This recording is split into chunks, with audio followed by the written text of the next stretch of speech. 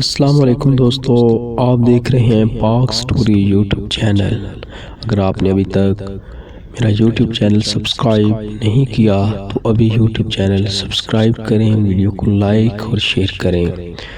جو لوگ اپنی نارمل زندگی سے ہاتھ دھو بیٹھتے ہیں ان میں لوگ بہت زیادہ دلچسپی لیتے ہیں، اور ایسی مثالیں بھی موجود ہیں کہ دوسروں کی توجہ پانے کے لیے لوگ اپنی نارمل زندگی کو بڑی آسانی سے خرابات کر ڈالتے ہیں۔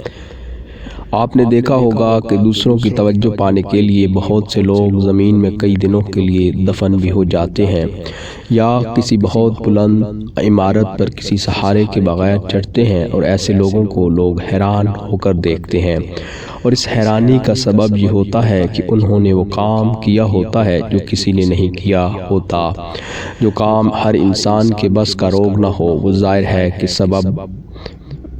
سب کی توجہ کا مرکز بنتا ہے۔ کیا کوئی شخص اپنے اندر برقی قوت پیدا کر سکتا ہے؟ آپ سوچیں گے کہ ایسا ممکن نہیں۔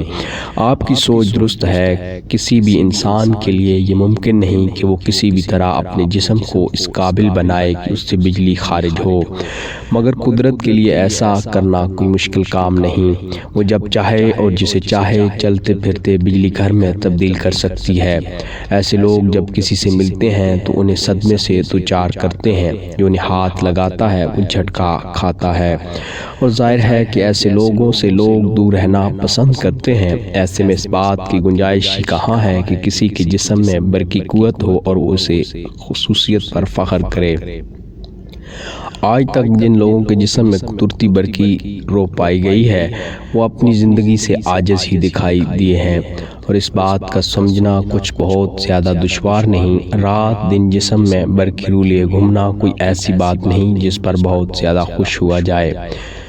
ڈاکٹر ایشکریفٹ یہ ماننے کے لیے تیار نہیں تھے کہ کسی انسان کے جسم میں اس قدر بجلی ہو سکتی ہے کہ جو اسے ہاتھ لگائے جھٹکا کھائے، مگر جب وہ جینی مورن سے ملے تو اپنی رائے بدلنے پر مجبور ہو گئے۔ سیڈ ایلیا مسبری امریکہ کی جینی مورن 1895 میں پیدا ہوئی۔ جب وہ 14 سال کی ہوئی تب اسے پہلی بار یہ محسوس ہوا کہ اس کے اندر برقی قوت، اور یہ کہ جو اسے ہاتھ لگاتا ہے وہ کسی نہ کسی حد تک اس برقی قوت کے اثرات کا سامنا بھی کرتا ہے۔ جسم میں برقی قوت کا پیدا ہو جانا جینی کی لیے عذاب کی صورت تھا۔ وہ کسی موصل دھات کی بنی ہوئی جس چیز کو ہاتھ لگاتی وہ اس سے چپک کر رہ جاتی۔ اگر وہ پانی نکالنے کے لیے سیکشن پمپ کے ہینڈل کو ہاتھ لگاتی تو ہینڈل اس کے ہاتھ سے چپک جاتا اور پھر ہاتھ چھڑانا مشکل ہو جاتا، اور کبھی کبھی ایسا بھی ہوتا کہ کسی چیز کو چھونے کی صورت میں اس قدر زوردار سپارک ہوتا کہ جینی کو بھی شدید تکلیف سے دوچار ہونا پڑتا۔ وہ دھاتوں کے برتن میں کھانا نہیں کھا سکتی تھی، اس کے لیے خصوصی طور پر ایسے برتن بنائے گئے جو برقی رو کے لیے موصل نہ ہوں۔ آپ اندازہ لگا سکتے ہیں کہ جینی کے لیے زندگی کیا ہو گئی ہوگی۔ وہ بیچاری کہیں آنے جانے اور کسی سے ملنے کے قابل نہ رہی۔ ماہرین نے اس کا معائنہ کیا مگر وہ اس میں برقی قوت کی موجودگی کا جواز تلاش کرنے میں ناکام رہے۔ اس سے ملنے جلنے والوں کی تعداد بہت کم رہ گئی۔ گھر کی پالتو بلی بھی اس سے دور بھاگتی تھی۔ زندگی نے جینی کے لیے ایک عذاب کی صورت اختیار کر لی۔ جب جینی 24 سال کی ہوئی تب یہ برقی قوت خود بخود ختم ہو گئی اور اس نے سکون کا سانس لیا۔ بونڈن اونٹاریو کی کیرولین کلیئر کا بھی کچھ یہی کیس تھا۔ یہ کیس 1877 میں سامنے آیا۔ اس کے خاندان میں موٹاپا چونکہ موروثی وصف تھا، اس لیے محض 14 سال کی عمر میں اس کا وزن 130 پاؤنڈ تھا۔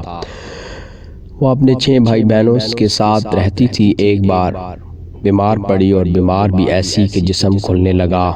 دیکھتے ہی دیکھتے اس کے وزن میں 40 سے 50 پاؤنڈ کی کمی واقع ہو گئی۔ وہ بے حس و حرکت بستر پر پڑی جامد آنکھوں سے سدا کسی ایک ہی سمت ٹکٹکی باندھے دیکھا کرتی تھی۔ جن مقامات پر وہ کبھی نہیں گئی تھی وہاں کی باتیں بھی وہ اس طرح کرتی تھی کہ لوگ حیرت زدہ رہ جاتے تھے۔ گھر والوں کا خیال تھا کہ بیماری کی شدت نے اس کے جسم پر ہی نہیں ذہن پر بھی بڑے گہرے اثرات مرتب کیے ہیں۔ کیرولین اس حالت میں 1.5 سال گزارا۔ وہ صحت یاب تو ہو گئی مگر اب الجھن یہ کھڑی ہو گئی کہ اس کے اندر برقی قوت پیدا ہو چکی تھی۔ اور وہ جس چیز کو ہاتھ لگاتی اسے شدید جھٹکا لگتا، اور یہی نہیں بلکہ وہ مقناطیس کا کام بھی کرتی تھی، جس چیز کو وہ چھوتی وہ اس کے ہاتھ سے چپک جاتی۔ کیرولین تو ایک عجیب الجھن میں مبتلا ہو گئی۔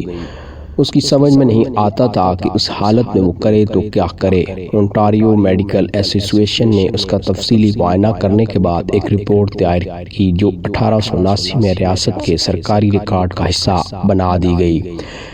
کیرولین بھی خوش قسمت تھی کہ جوان ہونے پر اس میں برقی اور مقناطیسی قوت ختم ہو گئی اور نارمل زندگی گزارنے پر اس نے سکون کا سانس لیا۔ 1890 میں 16 سالہ لوئی ہیمبرگر کا کیس سامنے آیا۔ اس میں بھی برقی قوت تھی اور وہ لوہے یا فولاد کی چیزوں کو اپنے ہاتھ سے چپکا لیا کرتا تھا۔ میری لینڈ کالج آف فارمیسی میں اس نے اپنے ان قدرتی اوصاف کا مظاہرہ بھی کیا، جس سے طبی اور سائنسی ماہرین بہت متاثر ہوئے، مگر کسی کی سمجھ میں یہ بات نہ آئی کہ آخر ایسا کیوں ہو رہا ہے۔ چوپلن مصوری کا فرینک میکنسٹری بھی برقی قوت کا حامل تھا۔ اس کا کیس 1899 میں سامنے آیا۔ وہ اگر رات بھر پرسکون نیند سو کر اٹھتا تھا تو صبح اس کے جسم میں غیر معمولی حد تک برقی قوت ہوا کرتی تھی، اور جیسے جیسے دن گزرتا جاتا تھا اس قوت میں کمی واقع ہوتی جاتی تھی۔ سردیوں میں فرینک کے جسم کا چارٹ بہت بڑھ جاتا۔ دوستوں، امید ہے آپ کو یہ ویڈیو پسند آئی ہوگی۔ میرے چینل کو سبسکرائب کریں، ویڈیو کو لائک اور شیئر کریں۔ اللہ حافظ۔